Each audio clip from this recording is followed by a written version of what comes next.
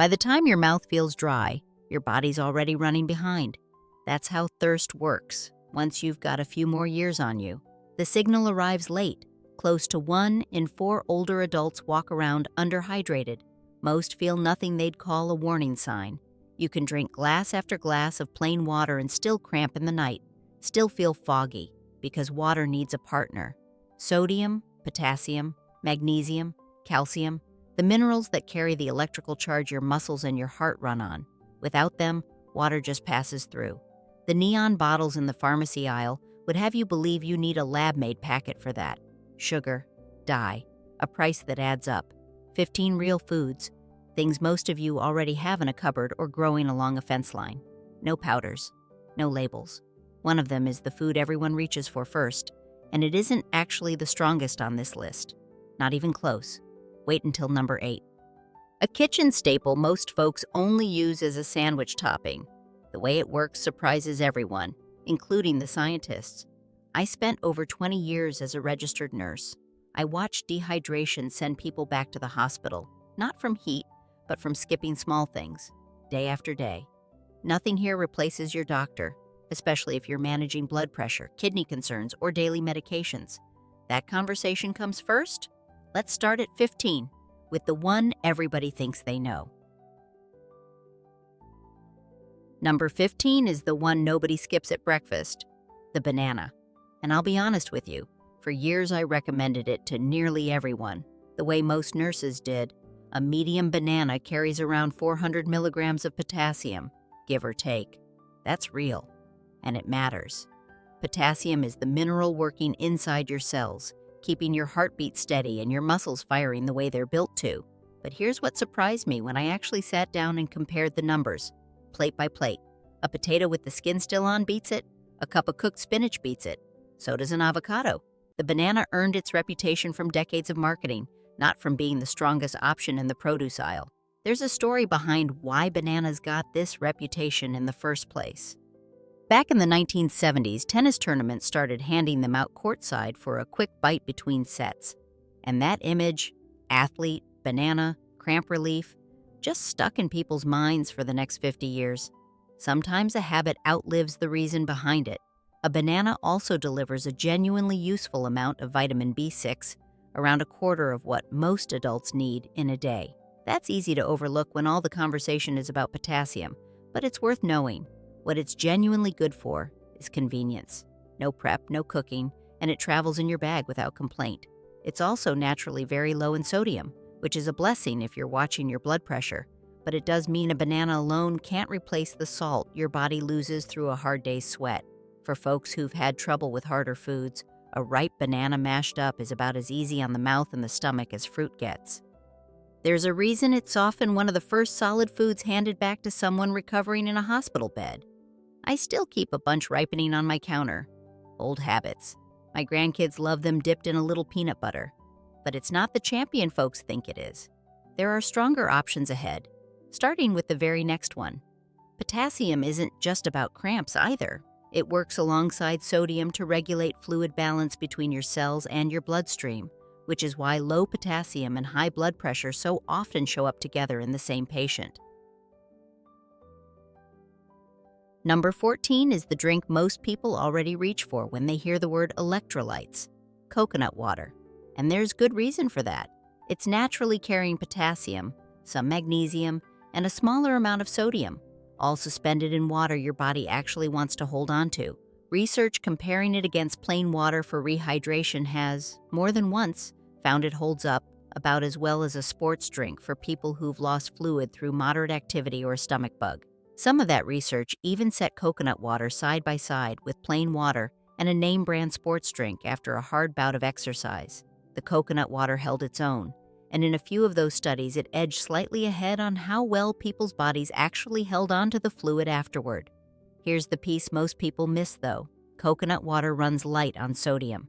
Sodium's the electrolyte your body loses the fastest through sweat. So if you've had a hard, sweaty day outside, coconut water alone is a good start, but it's rarely the whole answer by itself. For most of us, sipping it in the afternoon or after a bout of illness is plenty. If you've got kidney concerns, though, That potassium load is worth mentioning to your doctor before you make it a daily habit. Potent stuff, in the right hands. Just watch the sugar on the bottle kind at the store. Some brands add extra sweetener you don't need, when the coconut itself already carries plenty of natural flavor on its own. Read the label before it goes in the cart. Long before it showed up in a fancy carton at the grocery store, coconut water was simply what people in tropical regions reached for after a long day in the heat, passed down the same way any kitchen remedy gets passed down, mother to daughter, neighbor to neighbor. I'll admit, out here in Oregon, a fresh coconut isn't exactly growing over the fence. But the bottled, unsweetened kind sits right there in most grocery stores now. Simple, worth having in the fridge. The electrolyte profile of coconut water is naturally weighted toward potassium rather than sodium, which makes it a better fit for everyday sipping than for replacing a heavy sweat. Keep that in mind when you're deciding how to use it. Number 13 isn't something you drink cold. It's something you sip warm, out of a mug, the old-fashioned way. Bone broth. When bones simmer for hours, the sodium, potassium, calcium, and a bit of magnesium slowly work their way out of the bone and into the liquid. A cup can carry anywhere from 200 to 600 milligrams of sodium depending on how it's seasoned, plus a couple hundred milligrams of potassium. There's a real difference between a true bone broth, simmered patiently for the better part of a day, and a quick stock made from scraps in 20 minutes. The long cook draws out sodium, amino acids, and gelatin from the connective tissue in a way a quick boil simply doesn't. My grandmother believed nothing store-bought could touch a broth simmered slow on the back of the stove. I reckon she was onto something. A long broth carries glycine and proline from the connective tissue, and that makes it genuinely nourishing in ways a quick stock isn't. It's especially worth having on hand when appetite is low, when you're recovering from something, or on a cold evening when a cold glass of anything feels like the last thing you want. A blessing, honestly, on the days a body needs gentle nourishment more than anything fancy. It's also gentle on a gut that's been through some trouble, which is part of why folks recovering from illness have leaned on a warm broth for about as long as anyone can remember, long before it had a fashionable name. Making your own is simpler than most folks expect. Bones, water, a splash of vinegar to help draw the minerals loose, and a low simmer for the better part of a day is really all it takes. Your own kitchen will smell like something worth coming home to. If meat isn't part of your table, a long-simmered vegetable broth with celery, carrot, leek, and a bay leaf can lean in a similar direction. It won't carry the same amino acids as a bone broth, but the vegetables themselves contribute potassium and sodium to the liquid as they cook. Keep an eye on the salt if you're managing blood pressure, and choose a low-sodium version or make your own if that's a concern for you. Simple to freeze in portions too, so it's ready whenever you need it. One thing worth knowing is that the mineral content of bone broth varies quite a bit depending on how long you simmer it. A 2-hour broth and a 12-hour broth are genuinely different things. The longer cook matters. Number 12 brings us into the fermented side of the pantry, where this whole channel first found its footing. Plain kefir and plain yogurt. A cup of plain kefir carries around 160 milligrams of potassium and roughly 130 milligrams of calcium. Greek yogurt is similar on potassium, though it tends to run a little lower on calcium than regular yogurt because some of the whey is strained away in the process. Together, potassium and calcium work as a team, helping your muscles contract and then actually let go again. The fermentation that turns milk into kefir actually breaks down a good share of the lactose along the way, which is why some folks who can't tolerate a plain glass of milk find they handle kefir just fine, without the discomfort that used to keep them away from dairy altogether. What I like about this pair is how gentle they sit. For folks whose stomachs have gotten fussier with age, a fermented dairy is often easier to handle than a glass of milk, and it comes with those living cultures that support the gut besides. I like to think of it as getting two things done in one bowl: the gut work those living cultures are doing, and the mineral work sitting right alongside it. Efficient, the way I like my mornings to be, especially when there's a garden waiting outside. Calcium gets talked about mostly for bones, and rightly so, especially as we get older and bone density becomes something worth paying closer attention to. But it's also quietly part of that same electrolyte team, working the muscle and nerve signals right alongside potassium and magnesium. Kefir's been fermented in the mountains for centuries, long before anyone had a proper name for probiotics.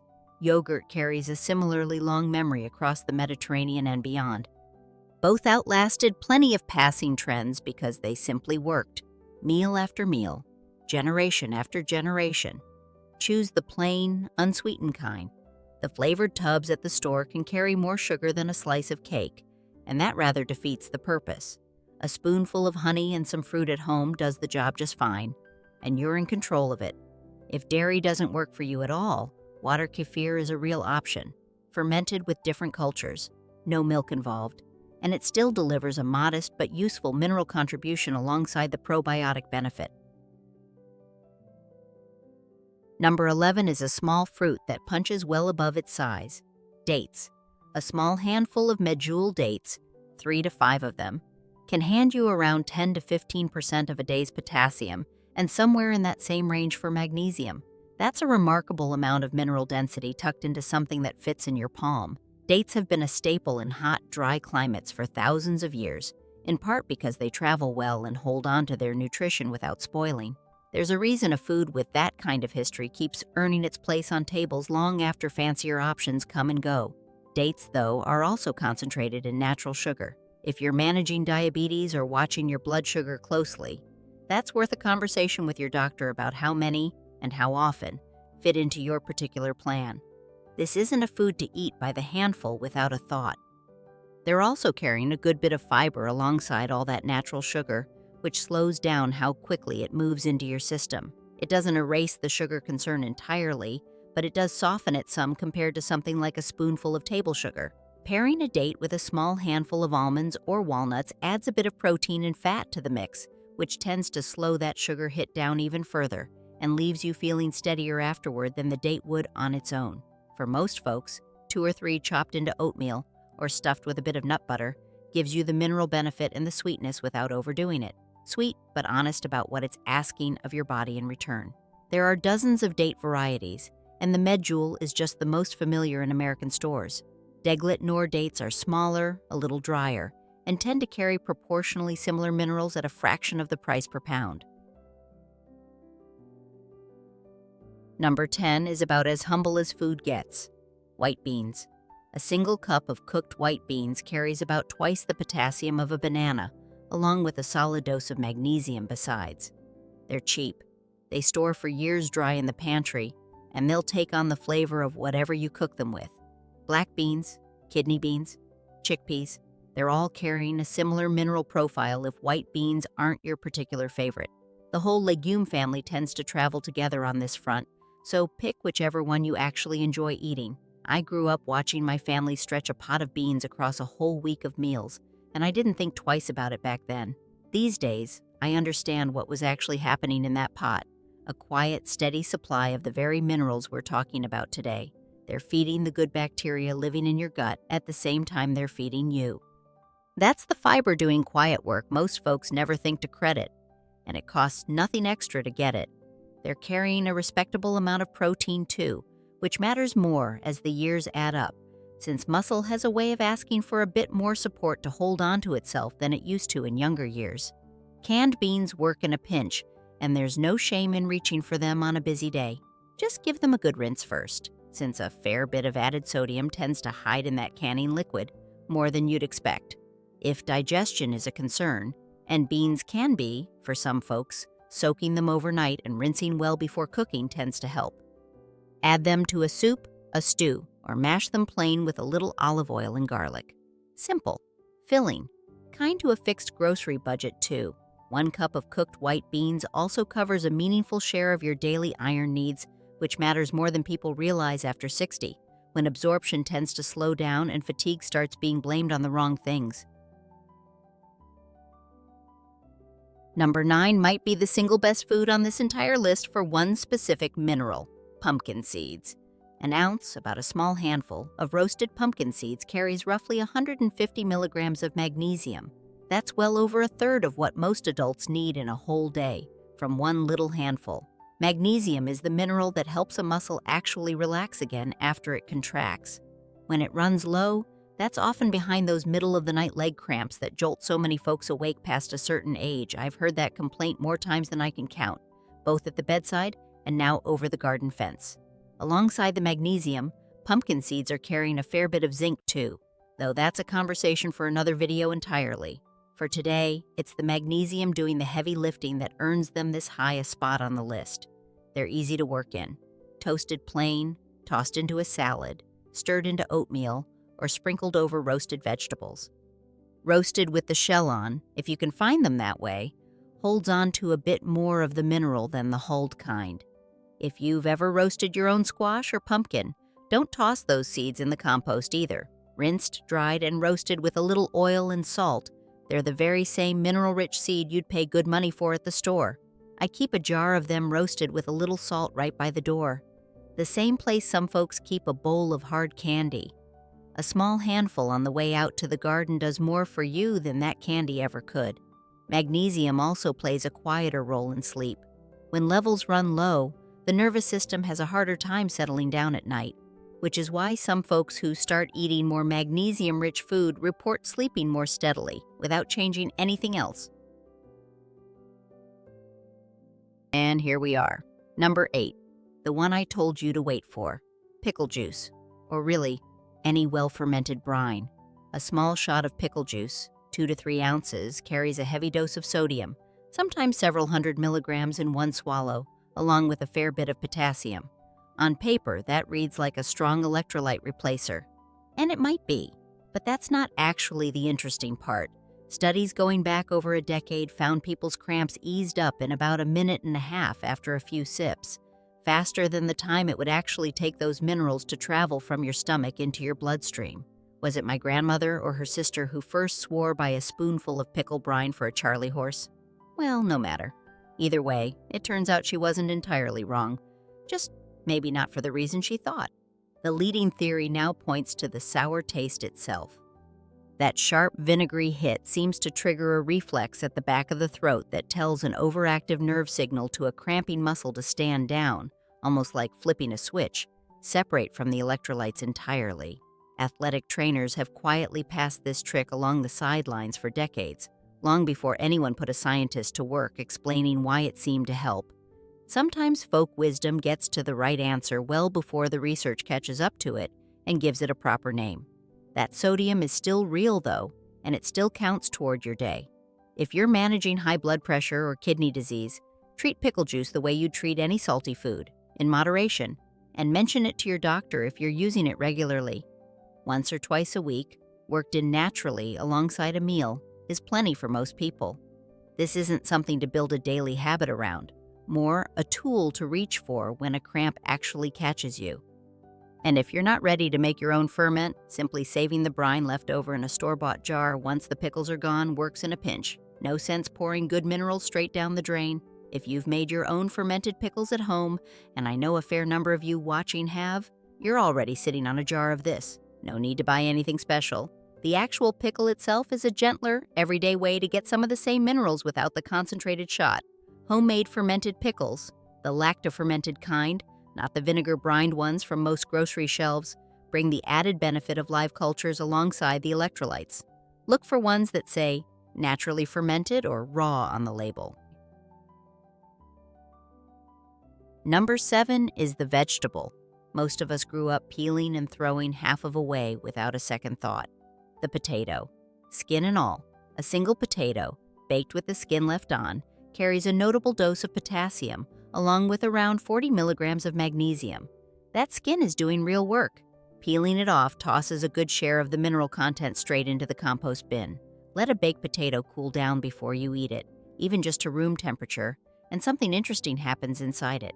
Some of that starch shifts into a form your body digests more slowly, which tends to be gentler on blood sugar than eating it piping hot straight from the oven. I used to peel every potato that came through my kitchen, out of pure habit, the way most of us were taught. These days, I scrub it well and leave the skin be, a gift that keeps giving from the same patch of dirt, honestly, and one less step besides. And there's the cost of it, too. A 50-pound bag from a farm stand runs you next to nothing per potato, which matters plenty on a fixed income. Nutrition doesn't always have to come with a fancy price tag attached. Red and purple skin varieties tend to carry a bit more of certain plant compounds in that skin than a plain russet does, so mixing up which kind you buy from one week to the next isn't a bad habit to build. Bake it, roast it, or boil it whole. Just go easy on the deep fryer and the sour cream, since that's where a humble, mineral-rich food turns into something else entirely. Simple food, done simply, is usually the point. A boiled potato, skin on, cooled and eaten at room temperature, scores remarkably high on the satiety indexes researchers have tested, more filling per calorie than most people expect from something so plain. For folks managing weight alongside everything else, that matters. Number 6 is a leafy green most people walk right past at the market: Swiss chard. 1 cup of it, cooked down, carries more than double the potassium of a banana. Along with that, it's stacked with vitamin K and vitamin A, though those are a story for another day. If kale's never quite won you over, chard is worth a second look.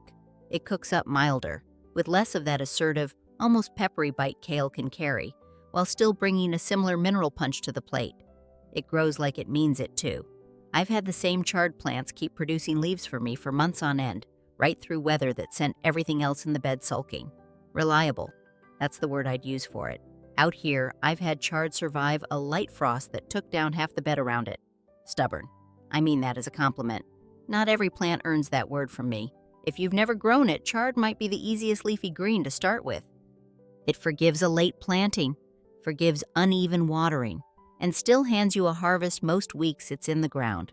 A patient, generous plant. Don't toss those colorful stems either. Chop them up and give them a slightly longer cook than the leaves, and they bring their own share of the same minerals along with a pleasant, mild crunch worth keeping. A quick sauté and a little olive oil with garlic softens the bitterness right out of it. Stir it into soup or tuck a handful into eggs at breakfast. It's a forgiving green to cook with, and it doesn't ask for much in return. Chard also brings a useful amount of vitamin K to the table, important for blood clotting, and, research suggests, for bone health as well. Worth knowing, especially if bone density is something on your mind. Number 5 is the fruit that quietly outperforms the banana at its own game: avocado. Ounce for ounce, avocado carries noticeably more potassium than banana does, sometimes close to half again as much, and it's naturally low in sodium, which makes it a genuinely useful food for folks watching their blood pressure. The healthy fat in an avocado seems to do more than fill you up too. Research suggests it may help your body actually absorb certain nutrients from the rest of your plate more efficiently, working alongside whatever vegetables you're pairing it with. Beyond the potassium, an avocado is carrying a good 3 grams of fiber in a single serving, most of it the kind that helps keep things moving steadily, which matters more with every passing year if I'm being frank with you. If you've ever bought one too firm and had to wait, wrapping it next to a banana on the counter speeds along the ripening, a little kitchen trick that saved me more than one impatient afternoon. They are calorie-dense, being mostly fat, so a half or a whole one worked into a meal makes more sense for most folks than a giant bowlful eaten in one sitting. Moderation. Same as with most good things in this life. Half an avocado on toast, mashed with a squeeze of lemon and a pinch of salt, is about as simple as breakfast gets. My late husband used to say it tasted like nothing, until he tried it with good salt. Then he understood. Unlike most high-potassium foods, avocado is genuinely low in carbohydrates, which makes it one of the few foods on this list that works equally well for folks on a low-carb eating plan and for everyone else. Number 4 is another leafy green, and one most of you already have some experience growing or buying: spinach. Half a cup of it, cooked down, carries somewhere around 80 milligrams of magnesium, alongside a healthy dose of potassium too. Cooking shrinks the volume down considerably, which means you end up eating far more spinach in a cooked cup than you'd ever manage raw in a salad. One honest note here: spinach carries a compound called oxalate, which can be a concern for folks prone to certain kinds of kidney stones. If that's you, your doctor may ask you to keep an eye on how much you're eating, and that's worth listening to closely. Cooking it does lower that concern somewhat, which is one more reason I tend to wilt mine down rather than eating it raw by the bowlful. Small choices like that add up over a lifetime of meals. It's an easy one to sneak into places too. A handful stirred into a simmering soup right at the end. blend it into a smoothie, where you'll barely taste it under the fruit. It disappears into almost anything without complaint. A squeeze of lemon or a few chopped tomatoes alongside your spinach makes for a good pairing. Plain and simple, the kind of combination folks have put together at the table for generations without needing a study to tell them so. Frozen spinach works every bit as well as fresh for this purpose, and it's often considerably cheaper besides. It's usually frozen within hours of harvest, which means it can hold its nutrients better than fresh spinach that's been sitting on a shelf for a week. Out here, spinach is one of the first things up in a cold frame, before most of the garden has even thought about waking. There's something about seeing green that early that feels like a small, quiet gift each year. Number 3 is the part of the beet almost everybody throws in the compost, the greens on top. A cup of beet greens, cooked, carries close to a third of a day's potassium, along with a meaningful amount of calcium and magnesium besides. It's a remarkable amount of mineral density from a part of the plant most folks never even bring inside the house. Beets themselves get a lot of attention for the deep red pigments they carry, and early research suggests those same compounds might extend up into the greens as well, though the greens haven't been studied nearly as closely as the root itself. I understand the impulse to toss them. They look ragged compared to the smooth, tidy root underneath, but treat them the way you'd treat chard or spinach, a quick sauté with a little garlic, and they hold their own just fine on the plate. Plant beets a little closer together than the seed packet suggests, and you'll end up thinning some out early on. Don't throw those thinnings away. The tender baby greens are some of the best eating you'll get off the whole plant. If the stems feel a bit tough, treat them like celery. Chop them small and give them an extra minute or two in the pan before the leaves go in, so everything finishes tender together. A little splash of vinegar or a squeeze of lemon at the end brightens them up considerably and cuts through any earthy edge some folks aren't fond of at first. Worth trying twice before you decide it's not for you. Next time you bring beets home from the market, don't let those tops go to waste. It's one of the simplest ways I know to get more out of the same trip to the store or the same row in the garden. Beet greens are also one of the better plant sources of calcium, ounce for ounce. Not a replacement for dairy, but a useful addition for anyone who doesn't eat much of it. Number 2 is about as hydrating as food gets. Watermelon. It runs somewhere around 90% water and carries potassium and magnesium in the flesh alongside that. The rind carries something else worth knowing about, a compound called citrulline, which your body converts into another compound that helps relax and open up your blood vessels. Some research, including a few studies looking specifically at women past menopause, has found that citrulline from watermelon may support healthier blood vessel function over time. I want to be honest with you, though. Other studies looking at the same question haven't found the same result. The evidence here is still being sorted out, not settled.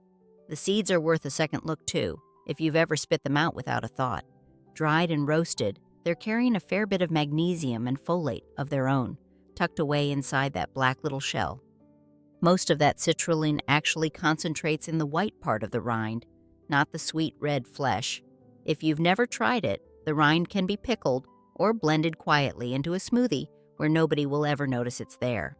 Because it does carry meaningful potassium, anyone with kidney disease should check with their doctor about how much fits safely into their week. The same caution that applies to several other high-potassium foods on this list. It is a sweet fruit, so if you're watching your blood sugar, a modest wedge alongside a source of protein tends to sit easier than a whole plate of it eaten on its own. When you're picking one out at the market, a dull skin rather than a shiny one, and a good hollow thump when you knock on it, are usually your best clues that you've found a ripe, juicy one. A little salt sprinkled over a slice, the old way, isn't just for flavor. It's putting a bit of that sodium your body actually needs right alongside all that water and potassium, so it has a better chance of staying with you. In summer heat, a cold wedge of watermelon does something that a glass of plain water alone doesn't. It delivers fluid alongside potassium and natural sugars, which together support absorption in a way plain water can't quite replicate. And number 1, the vegetable that might be growing closer to your kitchen door than anything else on this whole list. Celery. Here's what makes celery genuinely rare among vegetables. Most produce carries potassium and almost no sodium at all. Celery carries both, naturally, in the same stalk.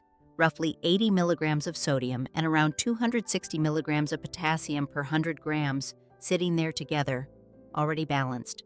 That crunch isn't just refreshing on a hot afternoon, it's doing quiet double duty, handing your body 2 electrolytes at once, in a ratio most nutrition folks consider genuinely favorable. 95% water besides, so it's carrying the fluid to go along with the minerals. You may have heard about celery juice as some kind of magic fix making the rounds online in recent years. I'd steer you gently away from that framing. Juicing concentrates the sodium right alongside the potassium, and it strips out the fiber that was helping balance the whole thing to begin with. The stalk itself, eaten whole, is the better choice. It's one of the easiest things you'll ever grow along a fence line or in a raised bed, and it keeps for weeks in the crisper drawer without much fuss. Simple, steady. The creator has a way of tucking the most useful things into the plainest packages, and I think celery might be proof of that. It's about as forgiving a vegetable as you'll ever plant. Doesn't ask for much, doesn't complain about being ignored for a week, and it's there waiting for you every single time you walk out that back door. Don't forget the leaves at the top either. They're every bit as edible as the stalks, chopped fine into a salad or a pot of soup the same way you'd use a bit of parsley from the same bed. 15 foods sitting in gardens and pantries and grocery aisles all over this country, doing quietly what a lot of us have been paying good money for in a bottle. That's worth sitting with for a minute. Celery has been used in traditional medicine across several cultures for centuries, mostly for its effect on fluid balance and blood pressure, long before anyone had isolated the specific compounds responsible. That kind of consistent historical use tends to mean something. Now, I'll say this the way I mean it. None of what you heard today replaces your doctor, especially if you're managing blood pressure, kidney disease, or heart conditions where sodium and potassium need careful watching. What I've shared is what the research says, and what over 20 years of nursing taught me to pay attention to. And if you or someone you love takes a water pill, a blood pressure medication, or has kidney disease, please have this conversation with a doctor before making any big changes to how much potassium or sodium you're eating in a day. That part truly isn't optional, and I say it out of care, not caution for caution's sake. None of these 15 replace plain water either. Food can carry the minerals, but your body still needs the fluid itself, glass by glass, through the whole day, not all at once at the end of it. Food first, always, is where I'd point you.